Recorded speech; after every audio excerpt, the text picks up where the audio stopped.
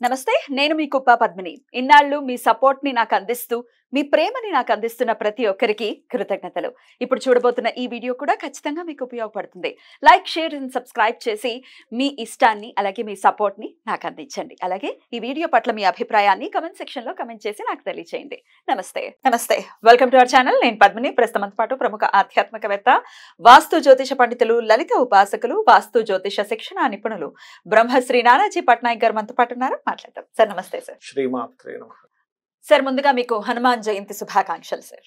మీకు మన ప్రేక్షకులందరికీ కూడా ఆంజనేయ స్వామి యొక్క అనుగ్రహం పరిపూర్ణంగా కలగాలని మనస్ఫూర్తిగా కోరుకుంటున్నాను. Thank you so very much sir. ఒక్కొక్క ప్రాంతాల్లో ఒక్కొక్క విధంగా హనుమాన్ జయంతి ఒక్కొక్క రోజును చేసుకోవటం అనేది పరిపాటి మనందరికీ తెలిసిన విషయమే. స్వామి యొక్క ఆరాధన విశేషంగా చేస్తూ ఉంటారు. అయితే డెఫినెట్ గా ఇప్పుడున్న జనరేషన్ కి కన్ఫ్యూజన్ ఉంటుంది. మొన్నే అయ్యింది కదా, అప్పుడెప్పుడో చేసుకున్నాం కదా, ఇట్లా చైత్ర పౌర్ణమి నాడు నార్త్ ఇండియా మొత్తం జరుపుకుంటారు, మార్గశీర్ష మాసంలో తమిళులు జరుపుకుంటారు, మనం ఇలాగ వైశాఖ మాసంలో. సో ఇన్ని రకాలుగా జరుపుకోవడానికి గల కారణం ఏంటి? అసలు ఈ మన హనుమత్ జయంతిని ఎలా జరుపుకోవాల్సి ఉంటుంది? మనకి పరాశర సంహితలో మాత్రం అతని జనన వృత్తాంతం మొత్తం పరాశర సంహిత 3 వాల్యూమ్లు ఉంటాయి. అందులో చాలా స్పష్టంగా చెప్పింది మాత్రం ఇదే తిరి వైశాఖ నవమి రోజే జన్మించారు ఆయన. మరి ఇదెందుకు వస్తుంది? మనం 40 రోజుల ముందు ఎందుకు అంటే విజయోత్సవము అంటారు. ఆంజనేయ స్వామి విజయోత్సవం జరుపుకోవాలి. ఆ రోజు జయంతిగా జరుపుకోవాలి. ఇక్కడ విజయోత్సవం ఆ రోజు కొంతమంది దీక్ష తీసుకొని ఈ రోజు విరమిస్తారు కూడా. అది యాక్చువల్ ప్యాటర్న్. చాలా మందికి ఇక్కడే కన్ఫ్యూజన్ ఉంటుంది. అదేంటి అప్పుడు జయంతి అన్నారు, ఇప్పుడు జయంతి అన్నారు, 2 సార్లు పుట్టాడు ఆంజనేయ స్వామి, ఎప్పుడు జరుపుకుంటూనే ఉంటారు. ఈసారి ఏంటంటే అంటే కామన్ గా ఈ వైశాఖ మాసంలో ఆంజనేయ స్వామి యొక్క జననం, ఆయన 12 సంవత్సరాలు గర్భవాసం చేశాడు. ఆయన 12 years, 12 ఏళ్ళు పరాశర సంహితలో ఉంది. 12 ఏళ్ళు గర్భవాసం చేసి బయటకు వచ్చి అతను జంజము యజ్ఞోపవీతంతో జననం జరిగింది. ఆయనకి కుండలాలు, యజ్ఞోపవీతము, పట్టు వస్త్రంతో ఆయన జననం జరిగిందని చెప్తూ ఉంటారు. ఆయన జన్మించిన 6వ రోజు గ్రహణం కలిగింది. ఆవిడ అంజనాదేవి ఏంటంటే దర్బలు తెచ్చుకుందామని బయటకు వెళ్ళింది. ఆయన నిద్రలో ఇచ్చేటప్పుడే చెట్ల చాటు నుంచి ఒక పండులా కనిపిస్తుంది. సూర్యుడు అది ఏదో పండులా ఉంది, ఆకలేస్తుందని గంగిని ఎదుర్కొని వెళ్ళాడు. రాహు మింగడానికి వస్తున్నాడుగా, అదే సమయంలో రాహుని పట్టుకున్నాడు. ఈ రాహు వదిలించుకొని, బాబు ఏంట్రా బాబు నన్ను పట్టేసుకున్నాడు అని వదిలించేసుకొని ఇంద్రుడి దగ్గరికి వెళ్ళి ఇంద్రుడికి చెప్తే, ఎవరు అసలు ఈ ప్రాణి ఏమిటి అనుకొని ఆయన వెళ్ళి గదతో కొట్టగానే, అందుకే హనుమకు దెబ్బ తగిలింది కాబట్టి హనుమంతుడు. అప్పుడు అతను మూర్చబడిపోవడం, మిగతా దేవతలందరూ మరింత శక్తిని అతనికి ఇవ్వడం, బ్రహ్మ అయితే చిరంజీవిగా ఉండాలని చెప్పని ఇవ్వడం, సాక్షాత్ అతను ఈశ్వరుడు యొక్క అంశ. మనందరికీ తెలిసిన విషయం. భవిష్యత్ బ్రహ్మ అంటే ఒకప్పుడు విష్ణువుకి శివుడికి ఒక పోటీ లాగా జరుగుతుంది. పోటీ అంటే అతని రహస్యం చెప్పమంటాడు. ఏది ఒక రాక్షసుడికి ఇచ్చినటువంటిది ఏదైతే గార్ధబాసురుడికి ఇచ్చినటువంటి వరం గురించి రహస్యం చెప్పమంటే నేను చెప్పను, అతనికి మాట ఇచ్చానంటాడు ఈశ్వరుడు శివుడు. అయితే నేను కనుక తెలుసుకుంటాను, ఎలాగోలా తెలుసుకుంటానంటే, నువ్వు కనుక తెలుసుకుంటే నేను నీకు దాసుడిని అవుతాను అంటాడు. ఆ దాసుడిని అవుతాను అని అనడం ద్వారా ఆయన దాసుడిగా వస్తాడు రాముడికి ఆంజనేయ స్వామి అవతారంలో. అయితే ఈశ్వర సంభూతుడు ఆంజనేయ స్వామి, శివ సంభూతుడు అంటూ ఉంటారు. ఆంజనేయ స్వామి యొక్క ఆరాధన కనుక చేస్తే నిజంగా అతను పక్క నుండే మనల్ని నడిపిస్తున్నాడా అనేటువంటి ఫీలింగ్ మాత్రం మనకు ఖచ్చితంగా తెలుస్తుందమ్మా. అంటే ఎలా అంటే, నేను ఒక చిన్న ఉదాహరణ చెప్తాను. నేను ఒకసారి ఒక వాస్తు గురించి ఒక ఇంటికి వెళ్ళాను. వాస్తు చూసేసాను, కూర్చున్నాను. పెద్దవాళ్ళు ఏదో అడుగుతున్నారు. ఆ ఇంట్లో ఇంత పిల్లడు ఉన్నాడు.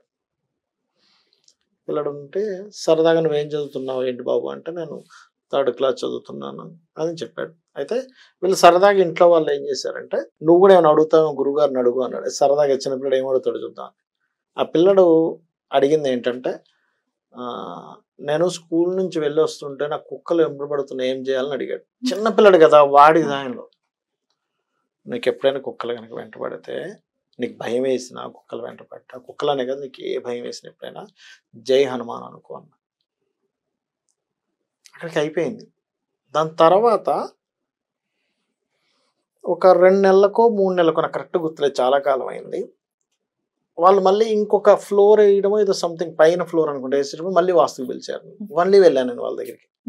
వెళ్ళినప్పుడు ఆ పిల్లడు మీరు ఆ రోజు చెప్పారు కదా, నేను ఆ రోజు అనుకున్నప్పటి నుంచి నాకేం జరగట్లేదు, నేను హ్యాపీగా వచ్చేస్తున్నా అని చెప్పి. అంటే పసిపిల్లవాడు నమ్మకంతో అనుకున్నాడు. అప్పటి వరకు అట ఆ వీధిలో ఎక్కువగా ఇబ్బంది పెట్టేవండి ఈ అబ్బాయి, భయపడుతూ వచ్చేవాట.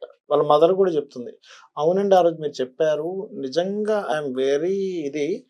ఆ తర్వాత కొన్ని రోజులు మున్సిపాలిటీ వాళ్ళు వచ్చి కొన్నిటిని తీసుకెళ్ళిపోవడం, దాని తర్వాత ఏదో అదొక డిఫరెంట్ గా జరిగింది. మాకు అప్పటి వరకు వచ్చిన టెన్షన్ ఉండేది, మా అబ్బాయి రోజు అనడం, మాకేమో టైం కుదిరేది వాళ్ళని తేడానికి. పక్కనే జస్ట్ పక్క సందులోనే వాళ్ళ అబ్బాయి స్కూల్, నడుచుకొని వచ్చేసి ఇదే ఏముంది అలవాటు అవుద్ది కదా అని మేము వదిలేసాము. కానీ ఆ చిన్న ఇది ఇట్లాంటి వాటికి కూడా పనిచేస్తుందా అంటే అది రక్షణ శక్తి అక్కడ.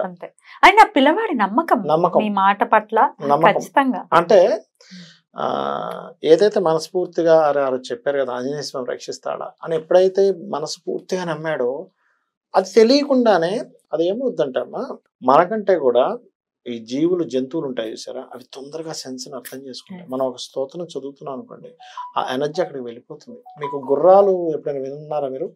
గుర్రం సవారీ చేసేటప్పుడు గుర్రాన్ని ఫస్ట్ కొంచెం ఫ్రెండ్లీ చేసుకుంటారు. మీరు గుర్రం మీదకి ఎక్కి ఏమాత్రం భయపడుతున్నారు, గుర్రం కింద పడేస్తుంది. మనిషి కాన్ఫిడెంట్ ఉండాలి, భయపడుతున్నటువంటి కింద పడేస్తుంది. గుర్రం జంప్ చేసుకుంటే దాంతో పాటు జంప్ చేయాలి, మనం స్ట్రిక్ట్ గా ఉన్నాం కింద పడేస్తుంది, అరే నువ్వు సరిగ్గా ఇది లేవని. అట్లాగే మిగతా ప్రాణులన్నీ కూడా మనలో ఏ ఎనర్జీ ఫ్లో అవుతుందో అవి సెన్స్ చూసి చెప్పగలుగుతాయి.